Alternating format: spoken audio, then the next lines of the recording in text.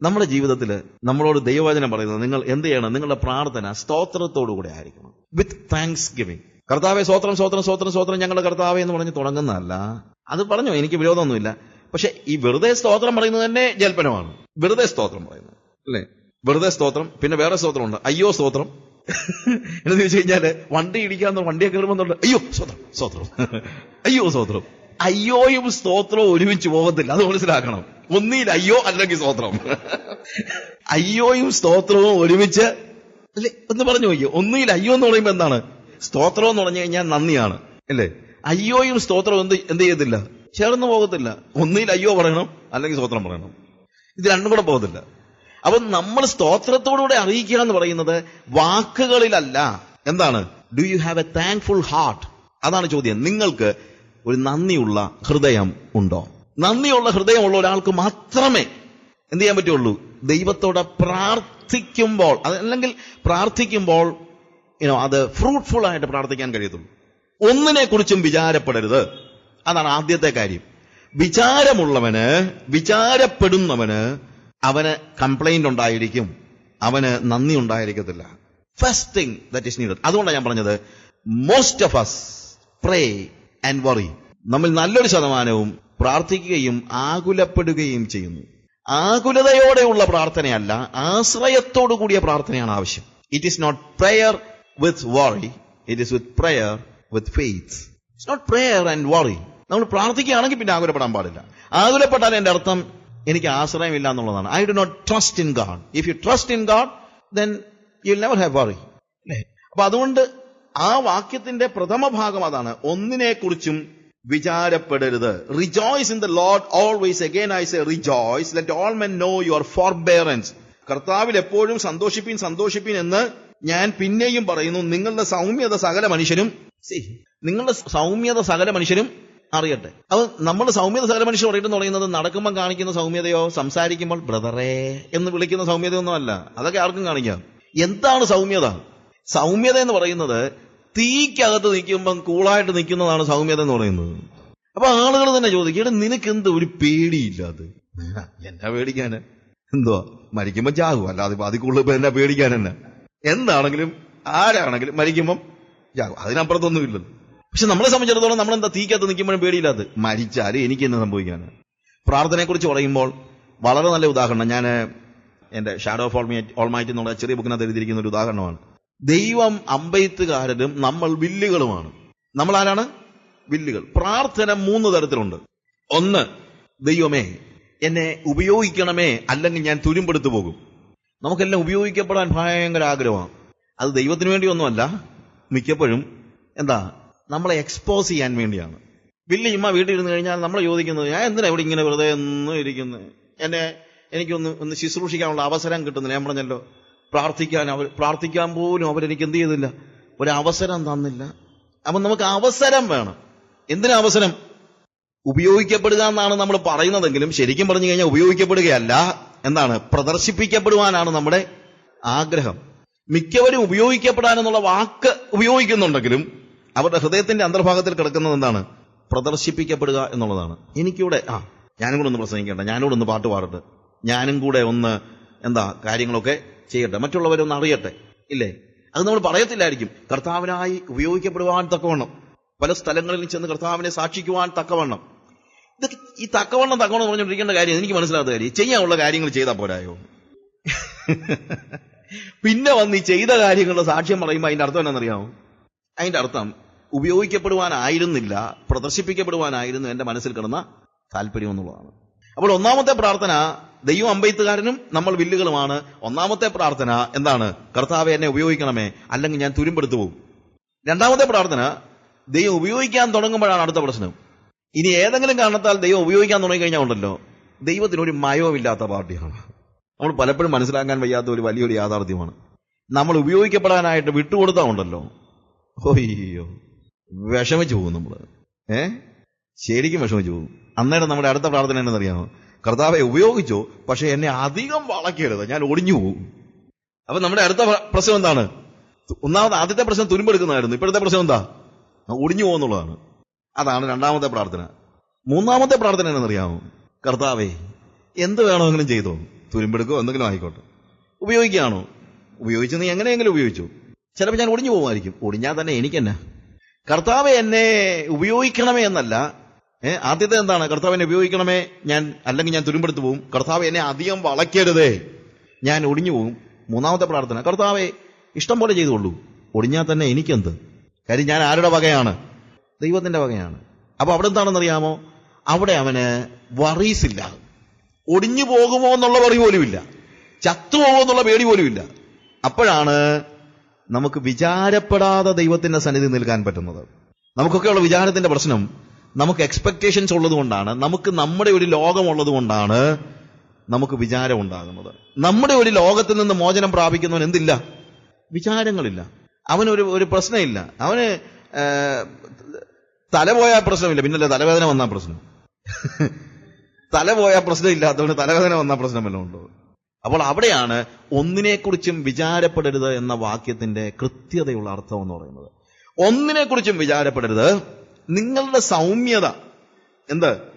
കർത്താവിൽ എപ്പോഴും സന്തോഷിപ്പിൻ എന്ന് ഞാൻ പറയുന്നു, നിങ്ങളുടെ സൗമ്യത സകല മനുഷ്യരും അറിയട്ടെ. അപ്പൊ നാട്ടുകാർ ചോദിക്കുന്ന ഒരു ചോദ്യമുണ്ട്. ഇത്രയും പ്രതിസന്ധികളിലൂടെ പോയിട്ട് അവന്റെ മുഖത്ത് നോക്കിയാൽ ഒരു വ്യത്യാസം ഉണ്ടോ എന്ന് നോക്കിക്കേ. അവൻ നമ്മളുടെ സൗമ്യത നമ്മൾ കാണിക്കേണ്ടത് അല്ലെങ്കിൽ അറിയേണ്ടത് എവിടെയാണെന്നറിയാമോ? നമ്മളുടെ സൗമ്യത നമ്മുടെ വാക്കുകളിലല്ല, പ്രത്യുത തീക്കകത്ത് നിൽക്കുമ്പോഴും എയർ കണ്ടീഷന്റെ മുറിയിൽ ഇരിക്കുന്നവന്റെ മനോഭാവവും മുഖഭാവവും. എൻ്റെ ഒരു സുഹൃത്ത് പറഞ്ഞ ഒരു കാര്യമുണ്ട്. ഗൾഫിലുള്ള ഒരാളാ. ഈ ജോലിക്കാരെ, കടകളിലൊക്കെ ജോലിക്കാരെ നിർത്തുന്ന മിക്കവരും ഈ ഫിലിപ്പിനോകളാണ്. ഈ കൗണ്ടർ സെയിൽസിന് എല്ലാവരും നിർത്തുന്ന ഫിലിപ്പിനോസിനെയാണ്. അപ്പൊ അതിന് എൻ്റെ ഫ്രണ്ട് പറഞ്ഞു, അതിന് കാരണമുണ്ട്. ഇന്ത്യക്കാരന് 3000 ദിറംസ് കൊടുത്താലും അവൻ 300 ദിറംസ് കിട്ടുന്നവനെ പോലെയാണ് അവന്റെ മുഖം കണ്ടാൽ. എന്നാൽ ഫിലിപ്പിനോയ്ക്ക് 800 കൊടുത്താലും 8000 കിട്ടുന്നവനെ പോലെയാണ് അവന്റെ മുഖം. മലയാളിക്ക് 3000 കൊടുത്താലും 300 കിട്ടുന്നവനെ പോലെയാണ് അവന്റെ മുഖത്ത് നോക്കിയാൽ. പക്ഷെ ഫിലിപ്പിനോയ്ക്ക് 800 കൊടുത്താൽ 8000 കിട്ടുന്ന ആളെ പോലെയാണ് അവളുടെ നിപ്പും ആ ഇടപാടും ഒക്കെ. ഇതാ വ്യത്യാസം. ഞാൻ പറഞ്ഞതിന്റെ വ്യത്യാസം മനസ്സിലാക്കണം. നമ്മുടെ മുഖത്ത് നോക്കി ആളുകൾ മനസ്സിലാക്കണം ഏത് പ്രതിസന്ധിക്കും ഇവനെ തളർത്താൻ കഴിയുകയില്ല എന്ന് മനസ്സിലാക്കുമ്പോഴാണ് നിങ്ങളുടെ സൗമ്യത സകല മനുഷ്യരും അറിയട്ടെ. കർത്താവിൽ എപ്പോഴും സന്തോഷിപ്പിൻ എന്ന് ഞാൻ പിന്നെയും നിങ്ങളോട്, നിങ്ങളുടെ സൗമ്യത സകല മനുഷ്യരും അറിയട്ടെ. കർത്താവ് വരുവാൻ അടുത്തിരിക്കുന്നു, ഒന്നിനെക്കുറിച്ചും വിചാരപ്പെടരുത്. കർത്താവ് വരുവാൻ അടുത്തിരിക്കുന്നു, ഒന്നിനെക്കുറിച്ചും വിചാരപ്പെടരുത്. എന്താ അതിന്റെ അർത്ഥം? The coming of the Lord is at hand. എത്ര കഷ്ടത വന്നാലും എത്ര കാലത്തേക്കാ? If you are looking for the coming of the Lord, if that is your delight, if you delight in the second coming of the Lord, കർത്താവിന്റെ വരവാണ് നിന്റെ പ്രതീക്ഷയും പ്രത്യാശയുമെങ്കിൽ, അത് മാത്രമാണ് നീ നോക്കിയിരിക്കുന്നതെങ്കിൽ, it doesn't matter what happens in this world and what happens in your life. It doesn't matter. It doesn't affect you. ഒരു രീതിയിൽ നമ്മൾ എന്ത് ചെയ്യുന്നില്ല? അഫക്റ്റ് ചെയ്യുന്നില്ല. നമ്മുടെ മുഖത്തിന് പോലും വ്യത്യാസം ഉണ്ടാകുന്നില്ല. എന്നിട്ടാണ് പറയുന്നത് ഒന്നിനെക്കുറിച്ചും വിചാരപ്പെടരുത്. എന്നിട്ട് എന്താ പറയുന്നത്? എല്ലാത്തിനും പ്രാർത്ഥനയാലും അപേക്ഷയാലും നിങ്ങളുടെ ആവശ്യങ്ങൾ സ്തോത്രത്തോടുകൂടെ അറിയിക്കത്രേ വേണ്ടത്.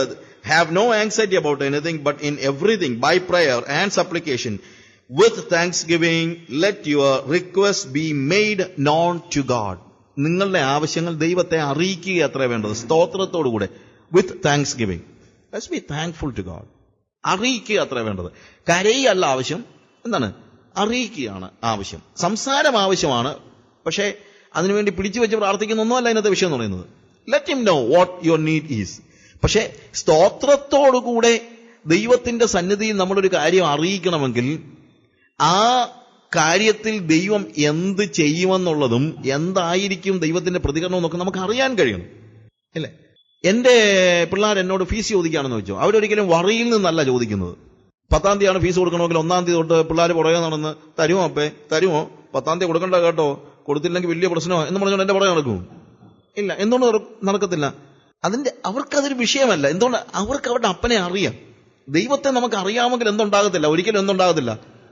ഉണ്ടാകത്തില്ല. ദൈവത്തെ അറിയാൻ വയ്യാത്തത് കൊണ്ടാണ് ദൈവത്തിന്റെ കഴിവിനെക്കുറിച്ചും ദൈവത്തിന്റെ കരുണയെക്കുറിച്ചും. എനിക്കിപ്പോ എന്റെ പിള്ളേരുടെ ഫീസ് കൊടുക്കാനുള്ള പൈസ ഒക്കെ എന്റെ ഉണ്ട്, അത് എന്റെ പിള്ളേർക്കും അറിയാം. ഒരുപക്ഷെ ഇല്ലാത്ത ഒരാളാണെങ്കിൽ ചിലപ്പം മക്കൾക്കൊരു പ്രയാസം കാണുമായിരിക്കും, അല്ലേ? ഒരു കിട്ടുമോ ഇല്ലയോ എന്നുള്ളൊരു സംശയം കാണുമായിരിക്കും. പക്ഷെ ദൈവത്തിന്റെ കാര്യത്തിൽ എന്താണ്? അങ്ങനെ ഒരു പ്രശ്നം നമുക്ക് ഇല്ല. God is able. And also അപ്പനൊരു കള്ളുകൂടിയനാണെങ്കിൽ ചിലപ്പം പിള്ളേരുടെ പേടി എന്തായിരിക്കും? ഫീസ് കൊടുക്കാനുള്ള കാശ് എടുത്ത് അങ്ങനെ കള്ളുകുടിച്ചാലെന്നുള്ള പേടി ചിലപ്പം കാണും. അപ്പന്റെ സ്വഭാവത്തെക്കുറിച്ചുള്ള തിരിച്ചറിവ്. അപ്പോൾ ദൈവത്തോട് നമ്മൾ സംസാരിക്കുമ്പോൾ, നമ്മുടെ ആവശ്യങ്ങൾ അറിയിക്കുമ്പോൾ നമുക്ക് സ്തോത്രം ഉണ്ടാകുന്നത് ദൈവത്തെക്കുറിച്ചുള്ള തിരിച്ചറിവുള്ളതുകൊണ്ടാണ്. ദൈവം നമ്മളുടെ ആവശ്യങ്ങളിൽ കരുതലുള്ളവനാണെന്നും നമ്മുടെ ആവശ്യങ്ങൾ നിർവഹിച്ചു തരാൻ അവൻ കരുണയുള്ളവനാണെന്നും തിരിച്ചറിഞ്ഞു കഴിഞ്ഞാൽ പിന്നെ നമ്മൾ ഭയങ്കര കൂളായിരിക്കും. അതുകൊണ്ട് അടുത്ത വാക്യം എന്താണെന്നറിയാമോ? അടുത്ത വാക്യം നോക്ക്, and the peace of God which passeth all understanding will keep your hearts and your minds in Christ Jesus. നോക്കുക, ദൈവത്തെക്കുറിച്ചുള്ള തിരിച്ചറിവ് ഉണ്ടാകുമ്പോഴാണ് നമുക്ക് സമാധാനം ഉണ്ടാകുന്നത്. അല്ലാത്ത സമാധാനത്തിനകത്ത് അർത്ഥമൊന്നുമില്ല. സമാധാനം പല രീതിയിലുണ്ടാകും. ഏറ്റവും കൂടുതൽ സമാധാനം ഉള്ളത് എവിടെയാണെന്നറിയാമോ? സെമിട്രിയിലാണ്. ഒരു പ്രശ്നമില്ല. ശവക്കോട്ടയിലാണ് ഏറ്റവും സമാധാനം, ഒരു പ്രശ്നമില്ല. പക്ഷെ അതൊരു ചത്ത സമാധാനമാണ്. പിന്നെ ഏറ്റവും കൂടുതൽ സമാധാനമുള്ള ഭ്രാന്തന്മാർക്കാണ്. കാര്യം അവർക്ക് ഒന്നിനെ കുറിച്ചും വിചാരമില്ല. പക്ഷെ അതൊക്കെ അജ്ഞതയിൽ നിന്നുള്ള സമാധാനമാണ്. പക്ഷെ നമ്മുടെ സമാധാനം എന്ന് പറയുന്നത് അജ്ഞതയിൽ നിന്നല്ല, വെളിപ്പാടിൽ നിന്നുള്ള സമാധാനമാണ്. We know what is going to happen. We know. ഒരു പക്ഷേ നാട്ടുകാർക്ക് അറിയത്തില്ലായിരിക്കും. അതുകൊണ്ടാണ് സകല ബുദ്ധിയെയും കവിയുന്ന സമാധാനം എന്ന് പറയുന്നത്.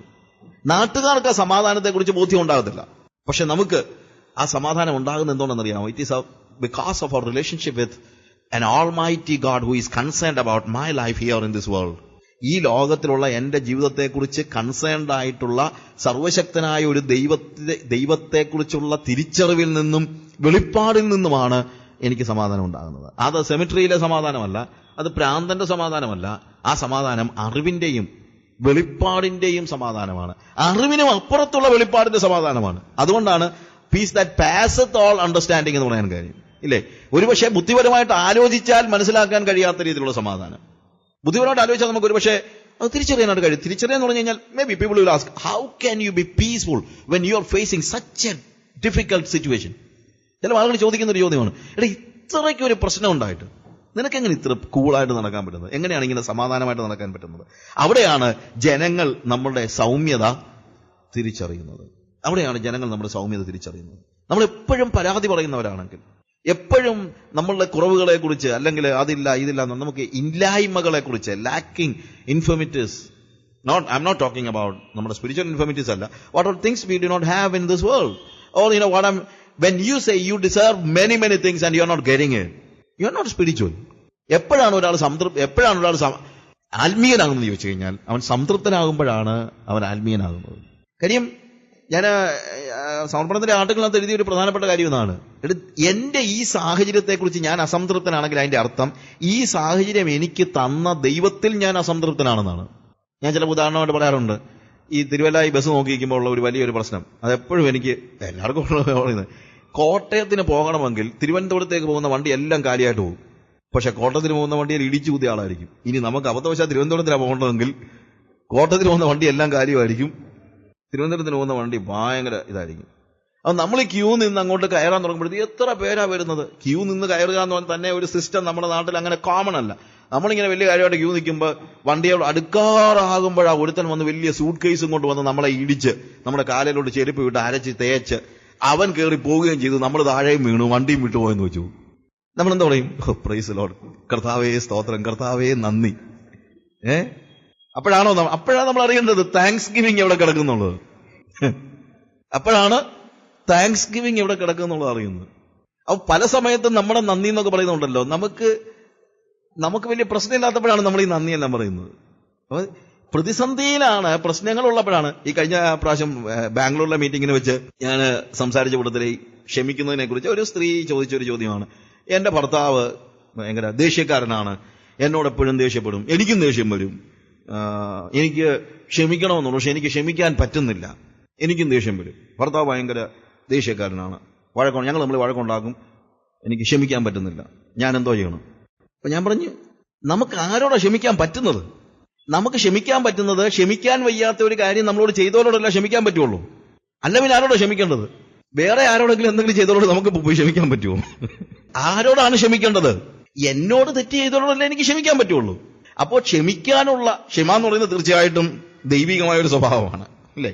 അപ്പൊ കർത്താവിന്റെ സ്വഭാവം പ്രകടിപ്പിക്കാൻ ദൈവം എനിക്കൊരു സാധ്യത തരുന്നത് തന്നെ എന്നോട് ആരെങ്കിലും ക്ഷമിക്കാൻ വയ്യാത്ത ഒരു കാര്യം ചെയ്യുമ്പോഴല്ലേ. അപ്പൊ അതിനായിട്ട് നമുക്ക് കർത്താവിന് സ്തോത്രം ചെയ്യാമല്ലോ. കർത്താവേ, എന്തൊരു സന്തോഷം, ഞാൻ ഇപ്പോഴാ എനിക്ക് നിന്റെ സ്വഭാവം ഒന്ന് പ്രകടിപ്പിക്കാനായിട്ട് പറ്റിയത്, സ്തോത്രം, ഇല്ലേ? കണ്ടോ, താങ്ക്സ് ഗിവിംഗ് പോകുന്ന പോക്ക് കാണണം.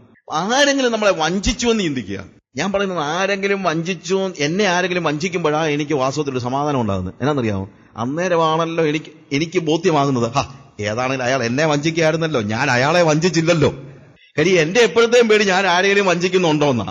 കാര്യം നമുക്ക് നമ്മുടെ സ്വഭാവം അത്ര നല്ലതൊന്നുമല്ല. അതുകൊണ്ട് നമുക്ക് ആരെങ്കിലും ഒക്കെ വഞ്ചിച്ചെങ്കിലേ നമുക്ക് ഉറക്കം വരത്തുള്ളൂ.